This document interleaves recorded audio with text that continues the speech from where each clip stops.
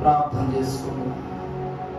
మహిమ స్వరూపుడు సర్వసత్య సంపూర్ణుడు ప్రభు తన భావన ద్వితీయ హస్తము చప్పున ఈ దినమున స్వీకృతము చేయబడుతున్నటువంటి ఆత్మీయ ఫలముతో, ఆత్మీయ ధన్యతతో కృతార్థులము యొగ మనకు కృపా సమాధాన భాగ్యమును సదా దయచేయును కాక. ఆమేన్. చాలా సంతోషము. ఈ దిన దేవుని యొక్క వాక్యమును ధ్యానం చేసుకుందాము. పరిశుద్ధ లేఖన భాగములో నుండి మహోన్నతుడు దేవదేవుని తలంచుకొనుచు గత దిన వాక్య భాగము లూకా సువార్త 23వ అధ్యాయము 31వ వచనము, వారు పశ్చిమ రానునకి ఇలాగు చేసిరి, మరి ఎండిన దానికి ఇంకా ఏమి చేయుదురు అని చెప్పి. ప్రభునందు ప్రియబిడ్డలారా, నిన్నటి దినమున మ్రాను మీద మానని గాయముతో ఉన్న ప్రభు యొక్క విశిష్టతను మనము జ్ఞాపకం చేసుకున్నాం. పచ్చటి మ్రాను అనగా ప్రభువు, ఎండిన మ్రాను అనగా విశ్వాసి. ఇప్పుడు యేసుక్రీస్తు ప్రభువుని పచ్చి మ్రానుకు కొట్టారా, ఎండి మ్రానుకు కొట్టారా? సిలువ పచ్చి మ్రానా, ఎండు మ్రానా? చెప్పండి. ఎండిన మ్రాను. అందుకే ప్రియమిత్రులారా, లోక పాపములు ఏకంబుగా నీ పైన వేసుకొంటివా, నీకు ఆ కాడి పెద్దదై అధిక భారంపై అది ఎన్నో సిలువ? రెండవ సిలువాయన. లోక పాపమంతయు ఒక మునుమాత్ర సూత్రముగా మార్చి దానికి రూపాన్ని ఇస్తే అదే సిలువంట. విశ్వాసి ఎండిన మ్రాను గనుక ఆయన భుజము మీద మోసిన సిలువ లోక పాపములన్నిటికీ గుర్తు. దానిని ప్రభు ఎక్కడ మోసారట? ఆయన భుజాల మీద మోసుకొని తీసుకుని వెళ్ళారంట. యెషయా భక్తులు క్రిస్మస్ వర్తమానాల్లో ఒక మంచి మాట సెలవిస్తారు. ఏమిటంటే, ఆయన భుజముల మీద రాజ్యభారం రాశారు. ప్రియమిత్రులారా, ఆయన భుజాల మీద పరలోక రాజ్యభారము ఉండుట కంటే ముందు విశ్వాసి యొక్క పాప భారం ఉన్నదని గ్రహించడం మాత్రం మర్చిపోవద్దు. మరి ప్రవచనకర్త అయినటువంటి యెషయా ఎంత గొప్ప సంగతులు ఆయన రాయటానికి కారణము, ఆయన ఈ పాపములు, ఈ పాపపు క్రియలను బట్టి ఎన్నో కాని స్థితులను, కనని స్థితులను మార్చి ఆశ్చర్యకరుడుగా, ఆలోచనకర్తగా, నిత్యుడకు తండ్రిగా, సమాధానకర్తయ్య అధిపతిగా ఆయన మన మధ్యలోనికి పేరు పెట్టబడిన జనునిగా వచ్చారు. ఎందుకనగా పరిశుద్ధులైనటువంటి వారు మన దైవజనులు, దేవదేవుడు మన దైవజనులతో పాటు రాయించారు. పాపుల కొరకును శుద్ధుల కొరకును యేసు జన్మించారు. ఇది ఆశ్చర్యము. ఎంతో విచారము, ఆశ్చర్యము. ఎందుకంటే ప్రభు ఈ లోకానికి రావటము ఆశ్చర్యం ఎవరికైనా. ఎందుకంటే దేవుడు నరుడై ఈ లోకమునకు వచ్చుట ఆశ్చర్యమా కాదండి? అందరూ అనుకుంటున్నారంట 2000 వత్సరములకు ముందు ఎన్నో దశాబ్దాలుగా, ఎన్నో శతాబ్దాలుగా ఆశపడుతున్న ఆదాము నుండి అవ్వమ్మ గారి మొదలుకొని అందరూ అనుకుంటున్నారు, అయ్యా ఎలా వస్తావయ్యా, ఎలా వస్తావయ్యా, ఎలా వస్తావయ్యా అని ప్రభు వైపు ఆశగా చూస్తుంటే, అప్పుడు మోషే మహాభక్తుని బట్టి దైవజనుడు మనకు సెలవిస్తూ ఉన్నారు. మోషే మహాభక్తుని కాలంలో ఇశ్రాయేలు ప్రజలను కాపాడుటకు పస్కా పశువుగా వచ్చాడంట ప్రభు, పస్కా గొర్రె పిల్లగా వచ్చాడంట ప్రభు. అబ్రహాము కాలంలో తన కుమారుడిని విడిపించుటకు గొర్రె పిల్ల వచ్చాడంట ప్రభువు. యేసు క్రీస్తు ప్రభు ఆయనే ఏకరక్షణకర్తను రుజువు చేయుటకు పావురములా వచ్చారట ప్రభువు. ఇశ్రాయేలు ప్రజలను ఆకాశ మిగులను తీసుకుని వెళ్ళటానికి గ్రెద్ద రెక్కల పైన ఎలాగైతే ఎక్కించుకుని సలా తీసుకుని వెళ్ళిపోతానని తనను పక్షిరాజుతో పోల్చుకున్నారు ప్రభు. ప్రభునందు ప్రియబిడ్డలారా, ఇశ్రాయేలు ప్రజలు తాపకరమైన సర్పము యొక్క కాటుకు బలి అవుతున్నప్పుడు ఇత్తడి సర్పములా దర్శనమిచ్చారు ప్రభు. ప్రభు ఏ రూపాన్ని ధరించుకోలేదయ్యా అంటే పాపము అనే స్థితి కలిగిన ఒక రూపాన్ని ధరించుకోవాలి. సర్పము పాపమే, మీరు అనొచ్చు సర్పము పాపమే, కానీ ఎత్తడి సర్పము ఆ పాపమును హరించి వేసే సూత్రమై ఉన్నది. ఇతడి దేనికి గుర్తు? స్వస్థతకు గుర్తు. అందుకే బలిపీఠము నిర్మాణము చేయనప్పుడు ఇతడి రేకును తొడిగిన పిదప బంగారపు రేగుతో దానిని మోదించవలెను అని పరిశుద్ధుడకు దేవదేవుడు నిర్గమాకాండములు మనకు బోధించారు. యోనా కాలములో యోనా ఆలోచనలు తారుమారైపోతున్నప్పుడు ఇశ్రాయేలు ప్రజలు ఎలాగనైతే ఆనాడు నశించిపోయారో నినివే పట్టణ వాసులు కూడా అంతే శ్రమలో ఉన్నారు. యోనా అని తెలియచెప్పటానికి గాను ఒక సొరపాదును తాను పుట్టించి మరలా సొరపాదును తినివేయటకు ఒక పురుగుగా నేను నరుడను కాను పురుగులను సెలవిస్తూ ప్రభు వారు అక్కడ ప్రత్యక్షమయ్యారు.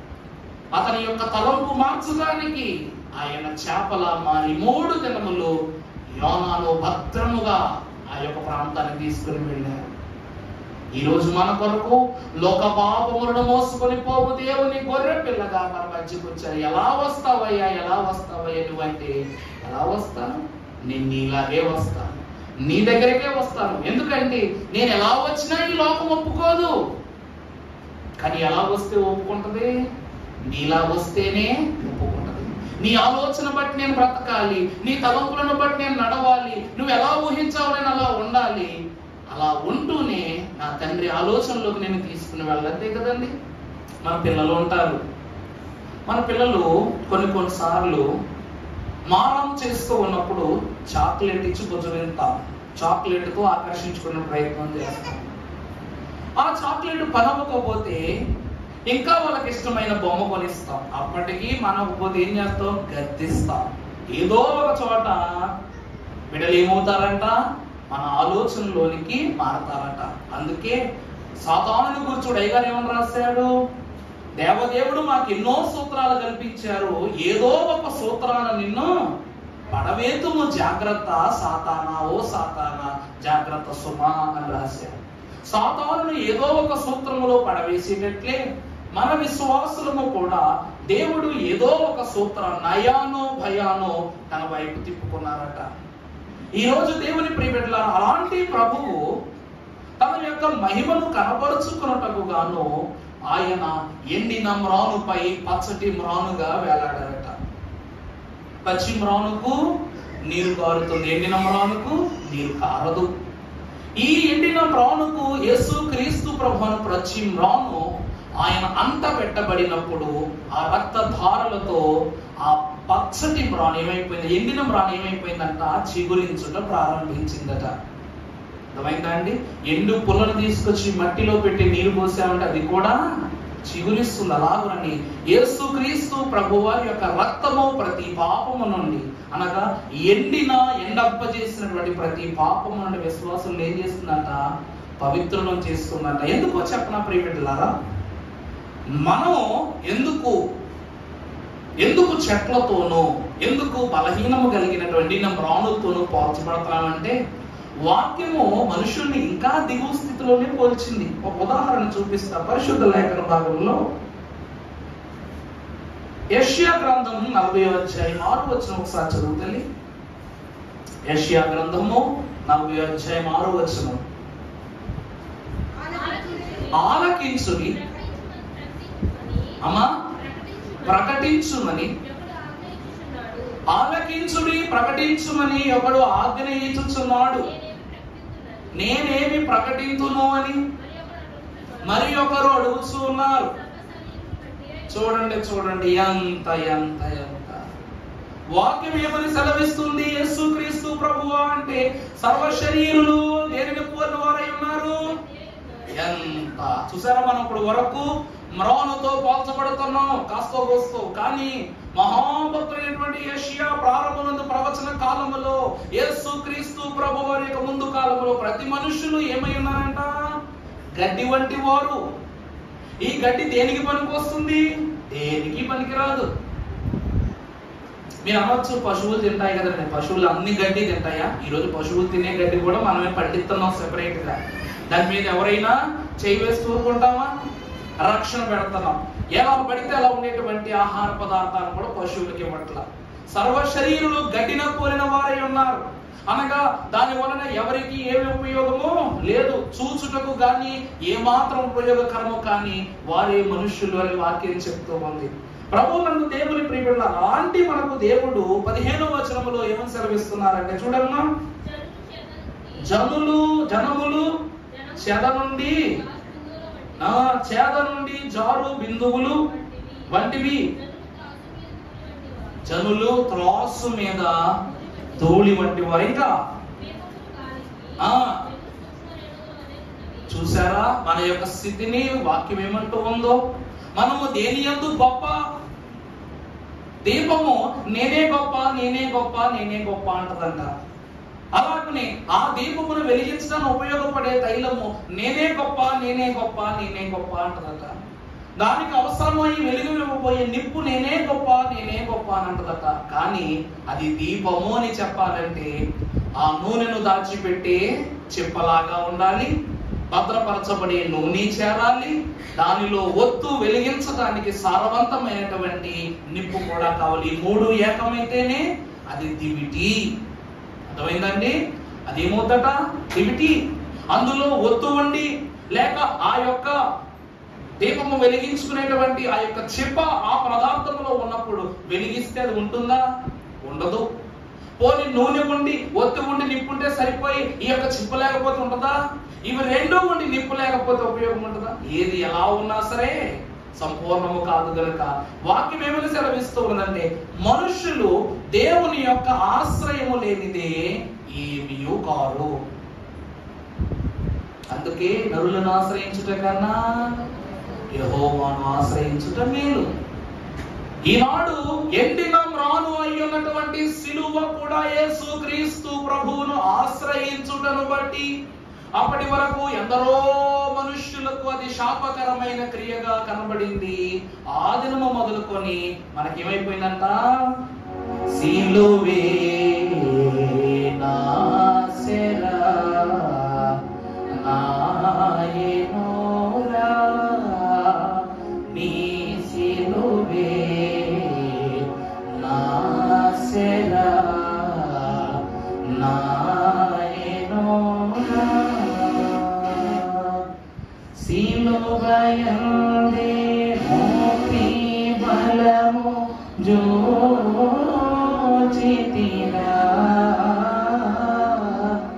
సిలువయందే మోపి బలము జోచితిరా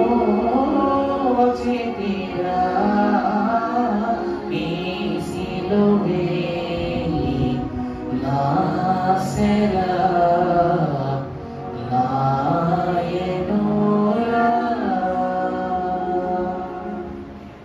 చూసారా?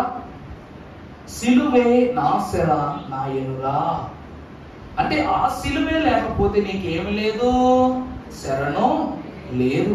ఆ సిలువే లేకపోతే యేసుక్రీస్తు ప్రభు పలికిన 7 మాటలు లేవు. ఆ సిలువే లేకపోతే క్షమాపణ లేదు. ఆ ఎండిన మ్రాను లేకపోతే ఈ రోజు మనము పచ్చటి చిగురు వలె ఫలించగలిగే ధన్యత కూడా లేదు. యేసుక్రీస్తు ప్రభునందు ప్రియబిడ్డలారా, గడ్డి నేను ఎందుకు పనికిరాను అనుకునే లోపము చేత పెట్టబడింది. కానీ ఆ గడ్డే లేకపోతే గాలి ఎక్కడి నుంచి వస్తుందండి? మీరు ఎప్పుడైనా గ్రహించారా ఈ మాట? గడ్డి ఎందుకు అంటే చల్లటి గాలిని ఒక దశ వైపు నడిపించుటకే గడ్డి అట. నరుని ఆయువు ఎలా ఉందట? గడ్డి పువ్వును పోలి ఉన్నది. అది ఘనమో కాదు, అలాగని తరమో కాదు. నశించిపోవు కాలం వచ్చినప్పుడు అది త్వరగానే నశించిపోవును, కానీ ఉన్నంత కాలము కనుచూపునకు ఆహ్లాదకరముగా కనబడునట. మానవుడు కూడా దేవుని కను దృష్టికి ఎలా కనపడాలి అంటే ఆశీర్వాదవంతుడుగానో ఆత్మీయత కలిగిన వాడిని కనపడాలి. నీ పని ఏంటంటే నువ్వేమి కనిపించక్కర్లేదు, ఏమి గొప్ప చేసేయక్కర్లా. నువ్వు చేయాల్సిందల్లా ఒకటి, దేవుడు నిన్ను యథార్థవంతుడిగా పుట్టించాడు. చనిపోయేటప్పుడు ఎలా ఉండాలా? నేను చదువుకున్నాను అన్నమాట. దేవుడు మనం పుట్టించడం యథార్థవంతులుగా పుట్టించడం. ఎలా పుట్టావో అలాగే వెళ్ళిపో దేవుని దగ్గరికి. కానీ మధ్యలో నువ్వు కల్పించుకున్న స్తోత్రముల ద్వారా ఎన్ని శ్రమలో, ఎన్ని శోధనలో, ఎన్ని ఇక్కట్లో, ఎన్ని ఇబ్బందులు. ప్రభునందు ప్రియబిడ్డలారా, అదే వాక్యం ప్రత్యేకంగా చెబుతుంది. మ్రానును ఎవ్వరు ఏమి చేయక్కర్లా, గాలికి విడిచిపెడితే అది ఎండిపోతుంది. అదే మ్రానుకు నీరు తగిలితే మరలా చిగురింపునిస్తుంది. ఒక వచనాన్ని పరిశుద్ధ గ్రంథంలో చూసినట్లయితే యోహాను సువార్త కొలస్సీలకు రాసిన పత్రిక 1వ అధ్యాయం 15వ వచనం చదువుతాయి ఒకసారి అమ్మా. కొలస్సీల అమ్మ చదువు. ఆయన అదృశ్య దేవుని యొక్క స్వరూపమై సర్వ సృష్టికి ఆది సంభూతుడై ఉన్నాడు. 20వ వచనం చదువుకుడు. సిలువ రక్తము చేత సంధి చేసి ఆయన ద్వారా సమస్తమును, అవి భూలోకమునందున్నవైనను పరలోకమునందున్నవైనను వాటన్నిటినీ ఆయన ద్వారా తనతో సమాధానపరుచుకొనవలెననియు తనకు తండ్రి యొక్క ఇష్టమాయి. ప్రభునందు ప్రియబిడ్డలారా, కేవలము సిలువ రక్తము ద్వారానే. ఇప్పుడు ప్రభువారు ఎక్కడ రక్తము చిందించలేదని నేను చెప్పను. ఎందుకంటే గెత్సెమనే వనములో ఆల్రెడీ ఆయన శరీరములో ఉన్నటువంటి ప్రతి చెమట బిందువు ఎలా కనబడింది? మనకు రక్తములాగే కనబడిపోయింది. యేసుక్రీస్తు ప్రభువారు ఏ క్షణమున విశ్వాసి కోసం రక్తం కార్చలా. ప్రభువారు మరణించుటకు ముందు పరిశుద్ధ బిందునిస్తూ, ఇదిగో నా రక్తము అనగా ద్రాక్షరసము నన్ను నా రక్తమునకు సాదృశ్యమైనది, దీనిని మీరు త్రాగండి అని ఆ దినమునే ప్రభువు తన యొక్క విందులో తన యొక్క రక్తాన్ని అనుగ్రహించేశారు. అలాగుననే వ్యభిచరింపబడినటువంటి రాళ్లతో కట్టబడినటువంటి స్త్రీని తరుముకుంటూ వచ్చినప్పుడు ఆమె యొక్క పాప పరిస్థితులను ఆయన పుచ్చుకొని, ఆ రాతి దెబ్బలను ఆయన పుచ్చుకుని ఆ దినమున తన స్వరక్తముతో ఆయన శుద్ధి చేశారు. ఇంకా బాగా చెప్పాలి అయ్యా అంటే, మనము యేసుక్రీస్తు ప్రభువారు దాహము గొలుచున్నది అని సమరయ స్త్రీ ఉన్నటువంటి బావి యొద్ద నిలిచి, నాకు నీరివ్వమ్మ అంటే ఆమె ఏమంటుంది? ఆమెకు ప్రభువు యొద్దకు రావడానికి అడ్డు ఏమిటంటే ఆమె బాహ్యాంతరంగ జీవితము, ఆమె యొక్క కుటుంబము, ఆమె యొక్క వంశము, ఆయన గోత్రము, కులం ఇవన్నీ ఏమై ఉన్నాయి? ఆమె సమరయురాలు. యూదుల యొద్దకు ఏం చేయకూడదు? రాకూడదు. ఇవన్నీ ఆమెకు అడ్డమవటం వలన ఈమె ఏమంటుంది అంటే, లేదు ప్రభువా, నేను మీకు నీరియ్యకూడదు. ప్రభు వారు నీళ్ళు అడుగుతున్నారా, లేకపోతే ఆమె యొక్క పాప జీవితాన్ని అడుగుతున్నారా? ఏమని అడుగుతున్నారు? అమ్మా నాకు నీరివ్వు. మానవుని యొక్క శరీరం అంతా, ఒళ్ళంతా నీరేనంట. పెద్దోళ్ళు ఏమంటారండి? డాక్టర్లు ఏమని చెప్తారు? మనిషి ఒంట్లో మొత్తం నీరే, కానీ ఎక్కడ దెబ్బ తగిలినా రక్తం వస్తుంది. హృదయమునకు గాయమైనప్పుడే కన్నీళ్ళు వస్తాయంట. అవునా కదా? నీకు తెలిసి నీ కళ్ళల్లోంచి వచ్చే కన్నీళ్లు నీ హృదయ గాయమునకు సంబంధమైనవి. నీ శరీరం అంతయు నీరే. మరి మానవుని యొక్క సృష్టిని మనం చూస్తే దేవుడు 80% భూమి నిండా నీరే ఉంచారు, కానీ ఈ రోజు మానవునికి తాగడానికి నీళ్లు ఎంత కరువు, అవునా కాదా? అలాగనే మనిషి యొక్క శరీరంలో 6 లీటర్ల రక్తం ఉంటుందంట. పెద్దోళ్ళు కన్నా చిన్నోళ్ళు కాదు, పెద్దవారికి 6 లీటర్ల రక్తం ఉంటుందంట. దానిని మానవుడు ఏం చేస్తూ ఉన్నాడంటే తనకు కాని సంగతులను కల్పించుకుని ఆ పరిశుద్ధమైనటువంటి దేహాన్ని అపరిశుద్ధంగా మార్చేసుకుంటున్నాడు. అలాంటి స్థితిలో ఉన్నటువంటి మానవునికి ప్రభువైన యేసుక్రీస్తు ప్రభువారు తన పావన రక్తమును అందించి అస్వస్థతలు, బలహీనతలు, శోధనలు, చిక్కులు, ఇబ్బందులను, ఎన్నో శ్రమలను ప్రభు ఏం చేశారంట? తప్పించారంట. ఆనాడు సమరయ స్త్రీ యేసు ప్రభు వారికి నీరివ్వలేదు, అలాగనే యేసుక్రీస్తు ప్రభువు కూడా ఆమె కాకపోతే ఇంకొకరు ఇస్తారులే అని అన్నారా? ఆయన ఆ రోజు అక్కడ కూడా నీరు తాగలేదు. నీరడిగిన ప్రభువుకు నీరు తాగలేదు, నీరు ఇమ్మని చెప్పిన ఈమె నీరు ఇవ్వలేదు. కానీ అక్కడ ఏం జరిగింది అంటే రక్షణ జరిగిందంట, మార్పిడి జరిగిందంట. ఈమె పాత్రలో ఉన్న జలములను ప్రభువు తాగలేదు, కానీ ఆయన హృదయములో దాగి ఉన్న జీవ జలములతో ఆమె ఏమైపోయిందట? తృప్తిపరచబడిందట. అందుకే జీవ నదిని నా హృదయములో ప్రవహింపజేయుమయ్యా, శరీర క్రియలన్నీయు నాలో నశింపచేయుమయ్యా అని మహాగణులైనటువంటి భక్తులు సెలవిస్తూ ఉన్నారు. ఆ దినమున ఆమె ఆత్మీయ వరములతో అభిషేకింపబడింది. ఆ దినము మొదలుకొని సమరయ కుటుంబములో ఆమె ఉన్నతమైన రక్షణ పొందుకున్న స్త్రీ ఆమె పరుగున వెళ్ళి తన వారికి చెప్పిందట, నాకు రక్షణ వచ్చింది, మీకు రక్షణ ఇచ్చు వాడు ఈ లోకమునకు వచ్చాడు, మన మధ్యలోనికి వచ్చాడు అని రక్షణ గురించి చెప్పింది. అంటే అప్పటి వరకు ఆమె జీవితము ఎండినము రాను, కానీ ఎప్పుడైతే ప్రభువును జీవజలముతో ఆమె తడపబడిందో ఆమె ఏమైపోయిందట? పచ్చటి మ్రానుగా మారిపోయిందట. ఎండిన మ్రానుకి పచ్చని మ్రానుకు ఉన్నటువంటి లక్షణం ఏమిటంటే, పచ్చని మ్రానుకు గాయము చేస్తే ఒక సమయంలో ఏమైపోద్దట? మానిపోద్దట. మరి ఎండిన మ్రాను గాయము చేస్తే మానుద్దా? మానదు. నశించిపోయిన దానిని ప్రభు ఏం చేసినట? వెదకి రక్షించుటకు గాను ఆయన మన మధ్యలోనికి మన దేహమును ధరించుకుని దేవుడు మన మధ్యకు దిగి వచ్చాడు. అలాంటి స్థితి నీకు కలగడానికి కారణం ఏమిటనగా సిలువ మ్రాను. అందుకే మ్రాను మీద మానని గాయము అన్నారు ఈ అంశము. ఏమన్నారండి? మ్రాను మీద మానని గాయము అనగా, మ్రాను అనగా సిలువ, మానని గాయము అనగా యేసుక్రీస్తు ప్రభు. ఆ సిలువ ఈ రోజుకి కూడా దేనిని మోస్తుందంట? మానవ పాప పరిహారార్థ సంగతులను ఏం చేస్తుందంట? ఇంకా మోస్తూనే ఉందంట. ఎందుకంటే ప్రియబిడ్డలారా, సిలువలో ఒక భాగం గొప్పదైంది, మరొక భాగం గొప్పదవల. ప్రయాసపడి భారము మోయుతున్న సమస్త జనులారా నా యొద్దకు రండి అంటే కుడివైపు నుండి వచ్చాడు, కానీ ఎడవైపు నుండి వచ్చాడు. మరి ఇక్కడ సంపూర్ణం ఓకే, మరి ఈ పక్క నుంచి సమస్త జనులారా అన్నారు ప్రభు, ఈ వైపున వాళ్ళు మాత్రం అనలేదుగా. అంటే ఈ దొంగ ఎంత పాపం చేశాడో ఈ దొంగ అంతే పాపం చేశాడు. ఈ దొంగకి ఎంత రక్షణ కావాలో ఇతనికి ఎంత రక్షణ కావాలి. ఇతను రక్షణ కోరుకున్నాడు, ఇతను రక్షణ కోరుకున్నాడు. కోరుకున్న వానికి రక్షణ వచ్చింది, మరి రెండవ వానికి రక్షణ రావాలి అంటే ఇంకా అసంపూర్ణత ఉన్నది. కాబట్టి సిలువ ఇంకా ఏమొస్తుందంట? భారాన్ని మోస్తూనే ఉందంట. అందుకే మరలా చదువమాట 20వ వచనం చదువమ్మా. కొలస్సీ 1:20. అమ్మా ఆయన సిలువ రక్తం, ఏ రక్తము అనగా సిలువ మీద కార్చిన రక్తము చేత సంధి చేసి ఆయన ద్వారా సమస్తమును. చూడండి బాగా గమనించాలి ఈ మాట.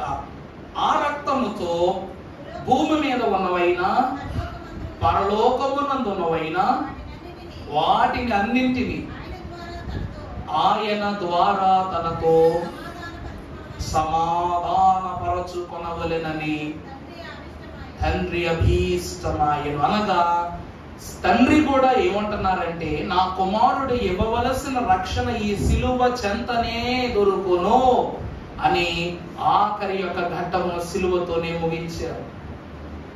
యేసుక్రీస్తు ప్రభునందు ప్రియబిడ్డలారా, మీరు అక్కడ రాసినట్టు తండ్రికే యేసుక్రీస్తు ప్రభువుకు సిలువేయడం ఇష్టమని ఉంది.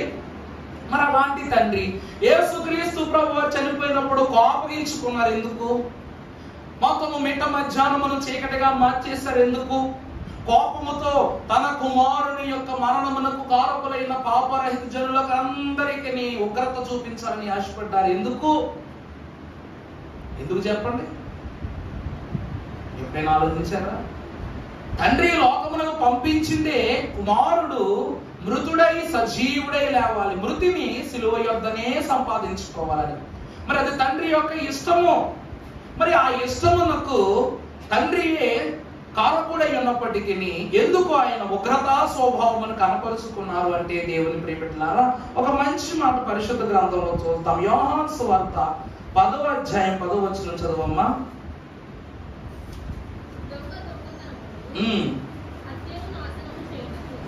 అమ్మా, దొంగతనమును హత్యను నాశనము చేయుటకు వచ్చును గాని. అబ్బబ్బా, చూసారా? దొంగ దేనికంట? దొంగతనం చేయటానికి, హత్య చేయటానికి, అలాగే నాశనము చేయుటకే వచ్చారు. ప్రభునందు ప్రియబిడ్డలారా, మరి మన ప్రభు ఎందుకు వచ్చారు? దొంగతనం చేయడానికి వస్తారు, హత్య చేసేవాడు హత్య చేయడానికే వస్తాడు. మనం మా ప్రభు రక్షించడానికి వచ్చారు కదా, రక్షించడానికి వచ్చారు. ఆయన రక్షణకర్త కనుక ఆయన రక్షించడానికి వచ్చారు. కాబట్టి యేసు క్రీస్తు ప్రభు పేరిట ఆయన నామము ధరించుకున్న మనల్ని తండ్రి ఉగ్రతలోనికి తీసుకువెళ్ళకుండా ఆపినది ఎవరు అనగా ప్రభువే. ఎవరంట? ప్రభువే. ప్రభు మనల్ని తలుచుకుంటే నాశనం చేయటం ఎంతసేపు? ప్రభు వారు మీద దూషణ పడుతున్నను ఆయన ఏం మాట్లాడట్లేదంట. ఇప్పటికైనా మాట్లాడు అంటే ఆయన మాట్లాడితే ఏం జరుగుద్ది? సాతానును ఆవిరి దూరానికి గెట్టేసేసారు ప్రభు. సైనికులతో నేనే అన్నందుకు నేల కూలిపోయారు సైనికులు. అవునా అండి? సముద్రము ఎదుట ఆగు అనగానే గద్దింపులకు తన యొక్క కోపాన్ని రగిలించుకున్నటువంటి సముద్రం గద్దింపు ఆగిపోయింది, తుఫాను ఆగిపోయింది. ఇలాంటి ప్రభువు వాటి మీద కోపపడిన దానిలో రవ్వంతైనను ఆ జనుల మీద కోపపడితే ఎవరైనా ఉంటారా? అందుకే తిట్టినను మరల వారిని తిట్టడాయన ఎట్లా, కొట్టినను మరల వారిని కొట్టడాయను. ఎందుకనగా ఆయనకున్నటువంటి ప్రధాన లక్షణము తన్ను జంపు జనుల ఎడల దయను చూపెను. తన్ను జంపు జనుల ఎడల దయను చూపెను. చిన్నుగా గంగను రక్షింప చేచాపెను.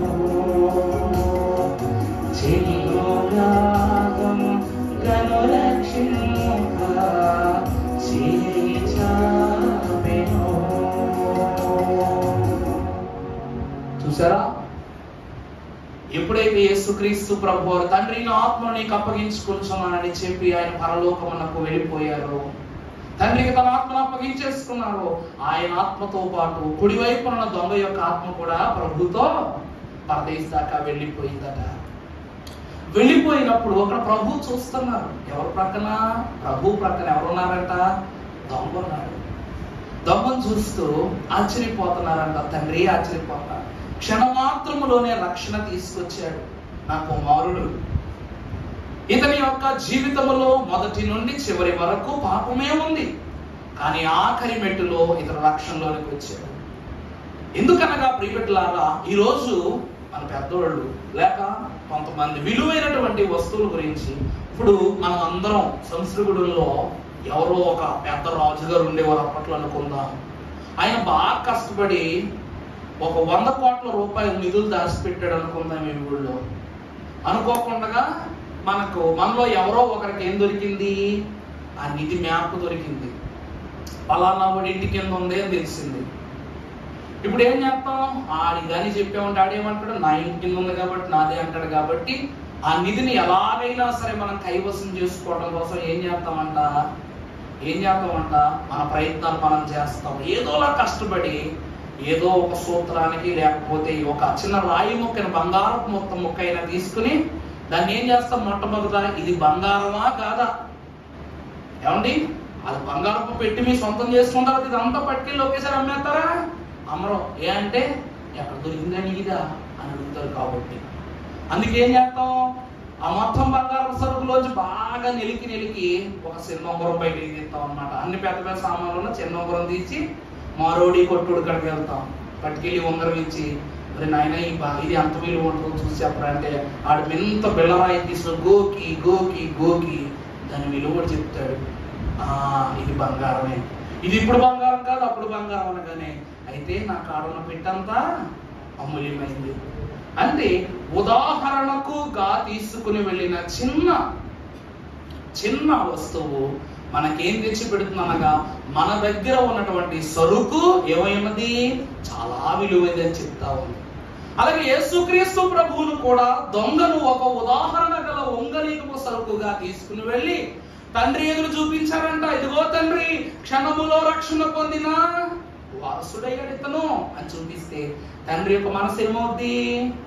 అయితే రక్షింపబడు సంఘం ఇంకా ఎక్కడుంది? కింద ఉన్నారన్నమాట. అంటే ఉగ్రతకు సమయం ఉంది.